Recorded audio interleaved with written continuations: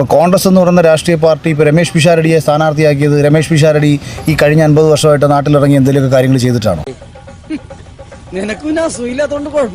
സിനിമയിൽ അഭിനയിക്കുന്ന ആൾ കാശുണ്ടാക്കുന്നു, അയാൾ ലക്ഷറി ലൈഫ് ജീവിക്കുന്നു, അയാൾ ഇടയ്ക്കിടയ്ക്ക് ചാനലിൽ വന്നിരുന്നിട്ട് കോൺഗ്രസിൻ്റെ വേദിയിൽ വന്ന് പങ്കെടുക്കുന്നു. കോൺഗ്രസിൻ്റെ ഒരു സഹയാത്രികൻ എന്ന നിലയിൽ പുള്ളിയെ അവിടെ മത്സരിപ്പിക്കും. അല്ലാതെ പുള്ളി നാടിന് വേണ്ടി എന്തെങ്കിലും ചെയ്തിട്ടാണോ? പുള്ളിക്ക് എന്തെങ്കിലും കേസുണ്ടോ? പുള്ളി ജീവിതത്തിൽ എപ്പോഴെങ്കിലും ഇറങ്ങി ഈ നാട്ടിലൊരു പ്രശ്നങ്ങളിൽ ഇടപെട്ടിട്ടുണ്ടോ? എന്റെ മാനം കെടുത്താൻ വേണ്ടി കച്ച കെട്ടി ഇറങ്ങിയിരിക്കുക. എനിക്ക് ഒരു ബ്ലോക്ക് പഞ്ചായത്തിലായാലും സ്വതന്ത്രനായി മത്സരിച്ചിട്ടുള്ള ഒരു പൊളിറ്റിക്കൽ എക്സ്പീരിയൻസ് എനിക്കുണ്ട്.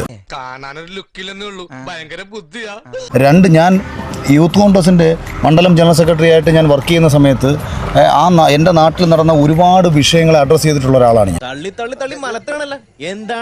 ഒരുപാട് ജനങ്ങളുടെ വിഷയവുമായി ബന്ധപ്പെട്ട് സഹകരിച്ചിട്ടുള്ള ഒരാളാണ് ഞാൻ. എൻ്റെ പഞ്ചായത്തിൽ നടക്കുന്ന തെറ്റുകൾക്ക് വേണ്ടി ചോദ്യം ചെയ്തിട്ടുള്ള ഒരാളാണ് ഞാൻ. തൊഴിലുറപ്പിലെയും മറ്റ് പ്രദേശത്തെയും സ്ത്രീകൾക്ക് വേണ്ടി സംസാരിച്ചിട്ടുള്ള ഒരാളാണ് ഞാൻ.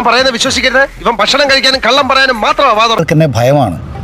അഖിൽമാരാർ രാഷ്ട്രീയത്തിൽ ഇറങ്ങിയാലോ മത്സരിച്ചാലോ ഞങ്ങൾക്ക് നഷ്ടമുണ്ടാകും എന്നുള്ള ഭയമാണ് ഇവരുടെ മെയിൻ അടിസ്ഥാനപരമായ ജയിച്ചു. എനിക്ക് മറ്റേ ആപ്പിൽ കുറെ വോട്ടിട്ട് അടിച്ച് ജയിച്ചെഴുതിട്ട് എന്താ കരുതി നിന്ന നിൽപ്പില് മാർഗണ്ട് ചാറിന് എനിക്കൊക്കെ ആരെ വോട്ട് ചെയ്യാ?